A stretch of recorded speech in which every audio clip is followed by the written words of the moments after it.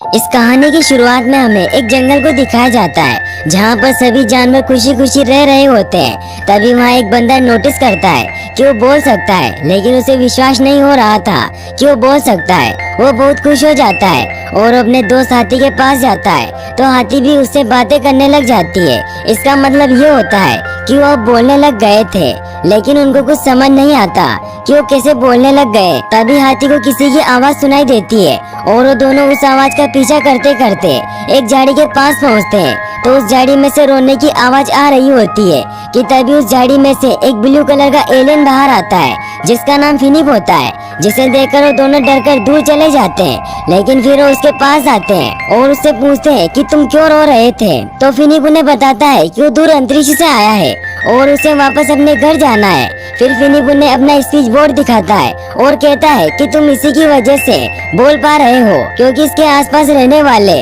सभी जिंदा जीव बोलने लग जाते हैं। स्पीच बोर्ड को देखते ही मंकी उसके हाथ से स्पीच बोर्ड ले लेता है और सभी जानवरों के पास जाकर उसे टेस्ट करने लगता है। तभी वो देखता है कि फिनिप काफी ज्यादा उदास है, तो मंकी उसे स्पीच बोर्ड वापस दे देता है और तभी वहाँ मंकी के सभी दोस्त भी आ जाते हैं। फिर फिनिप उन सबको बताता है कि वो इस गोल्डन प्लेनेट से यहाँ एक मिशन को कंप्लीट करने के लिए आया है।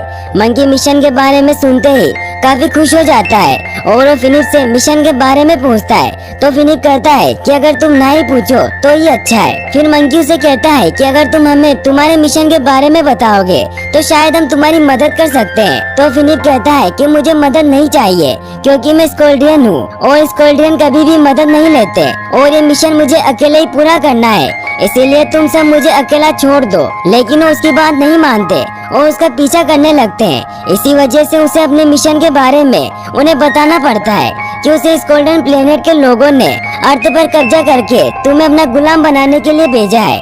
मंकी और उसके दोस्त ये सब सोचकर उसकी बात मान लेते हैं कि इससे वो अपने प्लेनेट वापस जा सकेगा और वो उसे कहते हैं कि वो प्लेनेट को जीत चुका है और फिर वो सभी उसके सामने घुटने टेक देते हैं। इसके बाद सब उसकी जीत से बहुत खुश होते हैं। इसके बाद फिनिप उन सबको अपना नाम बताता है और उन सभी का नाम ना होने के कारण उन्हें मंकी, थंक, हम्प और रॉकी नाम देता है। फिर मंकी फिनिप को कहता है कि अब तो तुम्हारा मिशन भी कंप्लीट हो गया है, लेकिन अब तुम घर कैसे जाओगे।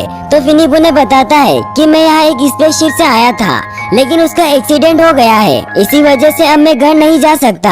लेकिन अब मैंने जब इस प्लेनेट को जीत लिया है तो मैं मेरे स्पेसशिप का होम बटन दबा सकता हूँ, जिससे मेरे लोग मुझे लेने आ जाएंगे। इसीलिए वो सबके साथ में स्पेसशिप की तरफ जाने के लिए निकल पड़ते हैं, लेकिन रास्ते में उन्हें कुछ वाइल्ड बीस्ट घेर लेते हैं जो गाना गाते हुए उन्हें रोकने लग जाते हैं। तो फिनिप अपने पावर से उनके बीच से निकल जाता है, लेकिन फिर भी वाइल्ड बीस्ट उन्हें रोकने लगते हैं। तो फिनिप वाइल्ड बीस्ट के सरदार के गाने की तारीफ करता है, जिससे वो सब उन्हें जाने देते हैं। वो सब आगे बढ़ रहे होते हैं, तभी हम देखते हैं कि एक ओस्ट्रिच का अंडा उनकी तरफ आ रहा है और थंग के पैरों के नीचे आने से वो अंडा फूट जाता है और उसमें से एक बेबी ओस्ट्रिच निकलती है, जो बाहर निकलते ही उड़ने की कोशिश करने लग जाती है। तो उसकी मदर उसे समझाती है कि हम ओस्ट्रिच हैं और हम उड़ नहीं सकते, हम सिर्फ दौड़ सकते हैं, और अपनी बेटी को गले लगा लेती है।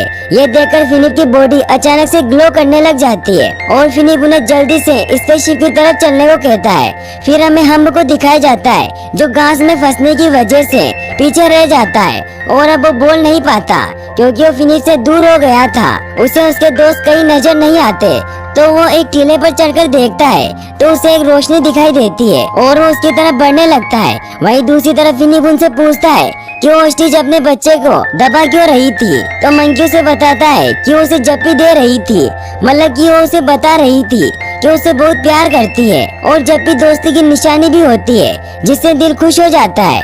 फिर मंकी फिनिप से कहता है कि तुम अपने प्लेनेट पर एक दूसरे को जप्पी नहीं देते, तो फिर अपनों से प्यार कैसे करते हो। तो फिनिप कहता है कि हमारे प्लेनेट पर ऐसा नहीं होता, हमारे प्लेनेट पर लोग उसे ही चाहते हैं जो प्लेनेट जीतता है, और जो जितने ज्यादा प्लेनेट जीतता है उसे उतनी ज्यादा इज्जत मिलती है। और इस प्लेनेट के अलावा मैंने आज तक कोई प्लेनेट नहीं जीता। और ये कहते ही वो काफी दुखी हो जाता है और उन सबको अपने पास से जाने को कहता है। वहीं दूसरी तरफ हम्प जब उस चमकीली चीज के पास जाता है तो उसकी आवाज वापस आ जाती है और वो चमकीली चीज और कोई नहीं बल्कि फिनिप का स्पेसशिप होता है। और जब वो उसके पास जाता है तो उसे इस गोल्डन प्लेनेट के लीडर का प्रोजेक्शन दिखाई देता है, जो कहता है कि जैसे ही फिनिप उस प्लेनेट को जीतेगा तो वहाँ के प्राणियों को ले जाएंगे। ये सुनकर हम अपने दोस्तों को इसके बारे में बताने के लिए भागने लगता है। वहीं दूसरी तरफ फिनिप देखता है कि उसके मना करने के बावजूद भी वो उसका पीछा कर रहे होते हैं, जिन्हें देखने के बाद वो काफी खुश होता है क्योंकि वो सब अब उसके दोस्त बन चुके होते हैं। फिर सूरज डूबते ही वो सभी थकान के कारण सो जाते हैं और फिनिप को भी अपने साथ सुला लेते हैं। फिर फिनिप को याद आता है कि अगर उसके ग्रह के एलियन यहाँ आ गए तो उन सबको यहाँ से ले जाकर अपना गुलाम बना लेंगे। ये सुनकर फिनिप घबरा जाता है क्योंकि फिनिप अब उनको अपना दोस्त मानने लग गया था, इसीलिए वो वहाँ से चला जाता है। लेकिन थोड़ी देर बाद थंक और मंकी की आँख खुल जाती है तो वो देखते हैं कि फिनिप वहाँ नहीं है और इसी वजह से वो अब बोल नहीं पा रहे होते हैं। फिर वो फिनिप को ढूंढने लग जाते हैं। वहीं दूसरी तरफ हमें फिनिप को दिखाया जाता है जो अपनी स्पेसशिप तक पहुँच जाता है और उसके अंदर बैठकर वो होम बटन को प्रेस कर देता है। वहीं दूसरी तरफ हम अपने दोस्तों को ढूंढते हुए उनके पास पहुंच जाता है और उन सभी से बोल न पाने के कारण वो उन सभी को इशारों में एलियन के बारे में सब बताने की कोशिश करता है, लेकिन उन्हें कुछ समझ नहीं आता। तभी वो एक बहुत ही बड़े चमकते हुए स्पेसशिप को देखते हैं जो फिनिप के होम बटन दबाने की वजह से वहाँ आ गया था। फिर वो सब भी उस स्पेसशिप की तरफ जाते हैं। तभी हमें दिखाया जाता है कि उस स्पेसशिप में सभी स्कोल्डियन वासियों का लीडर क्रोगन शिप से बाहर निकलता है, जो सल में फिनिप के डेड होते हैं। वो उतरते ही फिनिप से पूछते हैं कि अगर तुमने पृथ्वी को जीत लिया है तो अब तक तुमने आसमान में स्टार क्यों नहीं छोड़ा और इस पृथ्वी के प्राणी कहाँ है, क्योंकि ट्रांसपोर्टर उन्हें ले जाने के लिए तैयार है। उसकी ये बातें मंकी और बाकी सब भी छिपकर सुन रहे होते हैं। दरअसल स्कोल्डियन प्लेनेट पर जब कोई भी एलियन किसी प्लेनेट को जीतता है तो उसे अपने स्टार को लॉन्च करके अपने जीत का सबूत देना होता है, लेकिन फिनिप ने अब तक ऐसा नहीं किया होता। इसीलिए क्रोगन को उस पर शक हो जाता है और उससे पूछता है कि क्या तुमने सच में इस प्लेनेट पर जीत हासिल की है या नहीं। जिस पर फिनिप कहता है कि मैंने इस प्लेनेट को नहीं जीता है, मैंने बस अपना स्पेसशिप खराब होने की वजह से आपको यहाँ बुलाया है। ये सुनते ही क्रोगन को फिनिप पर बहुत गुस्सा आता है और वो खुद ही अर्थ को जीतने का फैसला करता है। तभी फिनिप अपने फादर को रोक लेता है और कहता है कि इस प्लेनेट के जीव बहुत खतरनाक और ताकतवर है और उन्हें हराना इतना आसान नहीं है। ये सुनकर क्रोगन यहाँ से जाने का फैसला करता है और फिनिप को वहाँ से दूसरे प्लेनेट पर भेजने के लिए अपने साथ ले जाता है। इधर ट्रंक और बाकी सब ये देखकर समझ नहीं पाते कि फिनिप उन्हें सच क्यों नहीं बता रहा, तो मंकी समझ जाता है कि वो हमें बचाने के लिए ऐसा कर रहा है। वहीं जब फिनिप शिप में एंटर करता है तो सभी एलियन उसके कमजोर होने की वजह से उसका मजाक उड़ाने लगते हैं और क्रोगन उसे किसी दूसरे प्लेनेट पर भेजने का फैसला कर ही रहा होता है। तभी मंकी और उसके दोस्त शिप का गेट तोड़कर अंदर आ जाते हैं और वो क्रोगन को कहते हैं कि फिनिप अब घर जाएगा क्योंकि उसने हमारा प्लेनेट जीत लिया है। ये सुनकर फिनिप अपने फादर को सच बता देता है कि मैंने इस प्लेनेट को जीत तो लिया है, लेकिन मैं अपने दोस्तों को कैद नहीं होने दूंगा, इन्हें आजाद कर दूंगा। इस पर क्रोगन उससे कहता है कि स्कोल्डियन कभी भी किसी कैदी को रिहा नहीं करते, उन्हें सजा देते हैं। तब फिनिप उनसे कहता है कि ये मेरा प्लेनेट है और मैं यहाँ जो चाहूँ वो कर सकता हूँ, लेकिन क्रोगन उससे कहता है कि तुमने इस प्लेनेट को जीता नहीं है क्योंकि अभी तक तुमने अपने स्टार को लॉन्च नहीं किया है और इसीलिए अब मैं इस प्लेनेट को जीतूंगा।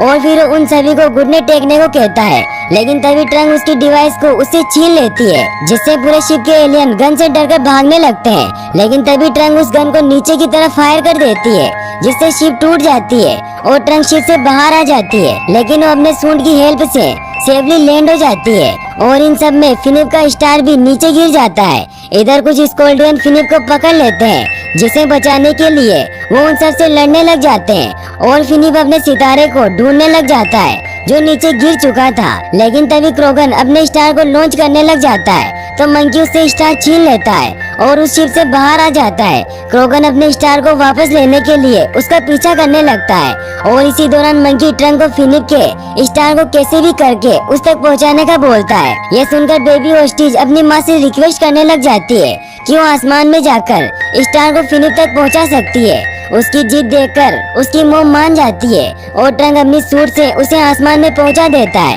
और वो काफी मुश्किलों के बाद जैसे तैसे उस शिप में पहुंच जाती है और उस स्टार को फिनिप को दे देती है। लेकिन तभी क्रोगन मंकी से अपने स्टार को वापस छीन लेता है। इधर जब फिनिप शिप से बाहर अपने स्टार को लॉन्च करने आने लगता है तभी कुछ स्कोल्डियन उसे पकड़ लेते हैं और उसके स्टार को ले लेते हैं और क्रोगन अपने स्टार को अर्थ पर लॉन्च कर देता है और खुशियां मनाने लग जाता है। लेकिन तभी फिनिप उससे कहता है कि भले ही आपका स्टार आसमान में हो लेकिन अभी तक आपने यहाँ के प्राणियों को नहीं हराया है।